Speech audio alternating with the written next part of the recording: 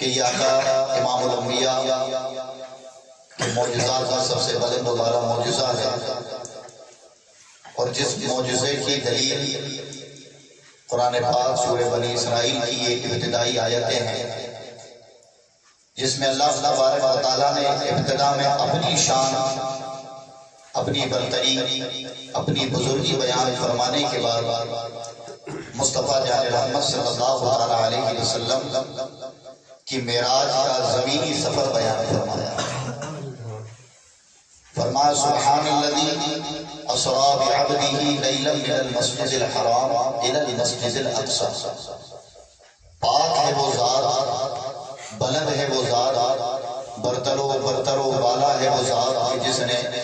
لے گیا اپنے بندہ خاص کو رات کے قلیل یعنی چھوٹے حصے میں مسجد حرام سے مسجد اقصی کی جانب۔ اگر اس آیت مبارکہ کی ابتدا ہم دیکھیں تو اس آیت کی ابتدا میں ہونا تو یوں تھا کہ بلند ہے میرا محبوب،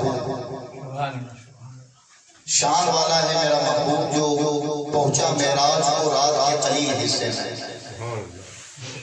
یا گیا مسجد حرام سے مسجد اقصی کی جانب رات کے قلیل حصے میں۔ عقل یہی کہتی ہے، قوانین اور قاعدے یہی کہتے ہیں، اور اس کی مثال یہ ہے کہ اگر آپ کو کوئی کتاب خریدنی ہو تو آپ جب بک اسٹال پر جاتے ہیں تو کتاب ایسے ہی خرید لیتے ہیں یا کتاب کا عنوان دیکھتے ہیں؟ تو ظاہر ہے کہ پہلے کتاب کا عنوان دیکھا جاتا ہے، اس کے بعد کتاب مطالعے کے لیے خریدی جاتی ہے۔ تو اس آیت پاک میں بھی یہ ہے کہ عنوان رب نے اپنے آپ کو بتایا کہ لوگوں جب تم معراج کے واقعے کو پڑھو، معراج کے واقعے کو جاننا چاہو تو سب سے پہلے عنوان دیکھو کہ عنوان ہے کون۔ تو رب نے عنوان اپنی ذات کو بنایا، اور بنانے کے بعد کہا سبحان الذی، پاک ہے وہ ذات، بلند ہے وہ ذات جو لے گیا اپنے بندہ خاص کو، یعنی اپنی ذات کو عنوان بنانے کا مقصد رب کا صرف یہ ہے کہ جب بھی منکرین معراج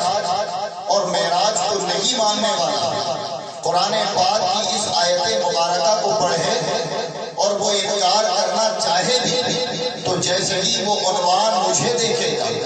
ابتدا مجھے دیکھے گا، برتری اور بلندی میری دیکھے گا، تو وہ نہیں ماننے والا بھی مجبوراً واقعہ معراج کو مانے گا، اور اسے ماننا ہی پڑے گا، اس لیے کہ عنوان کوئی اور نہیں، عنوان خود رب کائنات ہے۔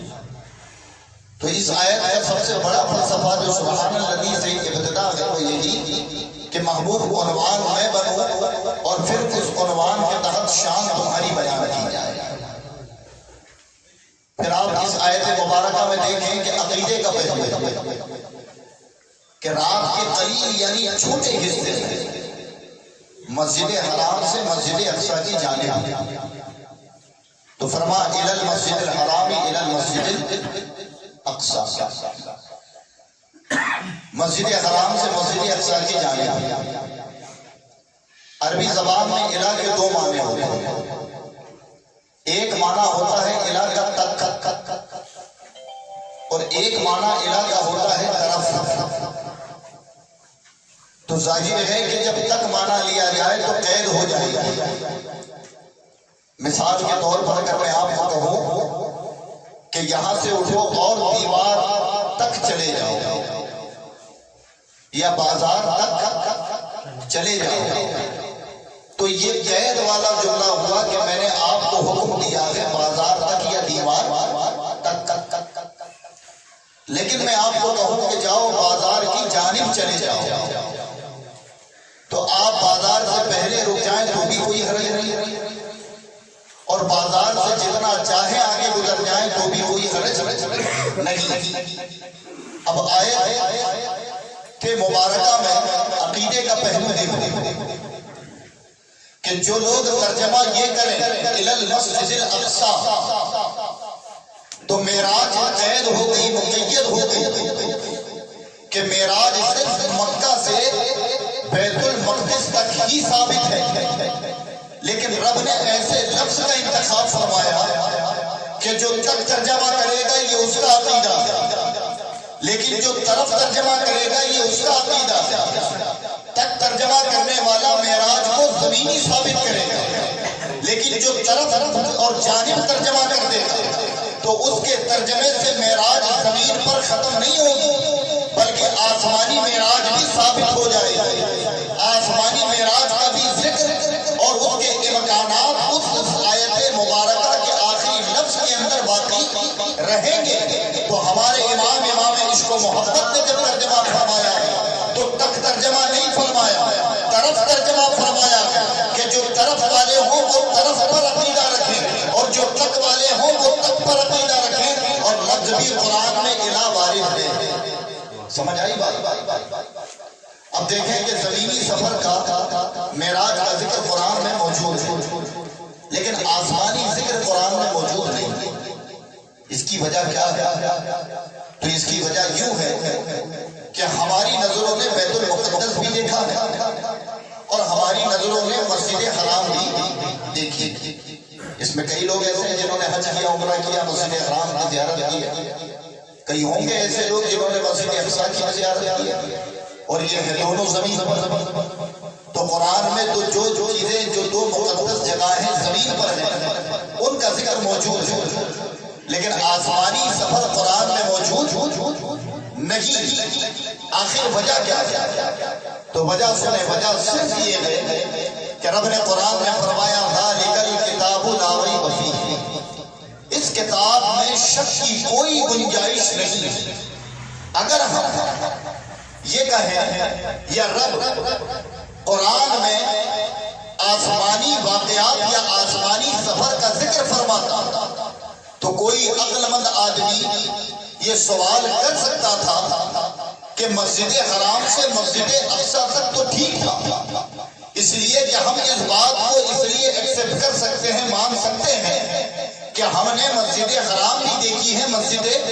اقصیٰ بھی دیکھی ہے، لیکن جس دنیا کا ذکر ہو رہا ہے کہ پہلا آسمان، دوسرا آسمان، تیسرا آسمان، چوتھا آسمان، پھر سدرۃ المنتہا، عرش اعظم، مکہ، پھر قاب قوسین او ادنا، تو یہ جو مقامات کی باتیں ہو رہی ہیں ہم نے اسے نہیں دیکھا، تو پھر ہم اسے مانیں کیسے، ہم اسے سمجھیں کیسے؟ اور جب یہ سوال ذہن میں ہوتا تو نقص کہیں اور نہیں بلکہ نقص قرآن میں نکلتا کہ قرآن میں وہ باتیں بھی موجود ہیں کہ جن تک ہماری رسائی نہیں، تو رب نے حکم دیا اے محبوب معراج کی تقویت کے لیے زمینی سفر میں بیان کرتا ہوں، آسمانی سفر تم بیان کر دو، تم اپنی زبان سے کہہ دو کہ میں گیا خدا سے ملا چلا آیا۔ اب اگر کوئی زمینی سفر پر اعتراض کرے تو دلیل میں ہوں، اور اگر کوئی تمہاری زبان پر اعتراض کرے کہ آسمان پر جانا اور آنا آپ نے بیان کر دیا تو اس کی دلیل بھی میں بنتا ہوں اور کہتا ہوں وما ينطق عن الهوى ان هو الا وحی یوحی، کہ میرا محبوب اپنی طرف سے کچھ نہیں کہتا، یہ جب بھی کہتا ہے مرضی رب سے کہتا ہے۔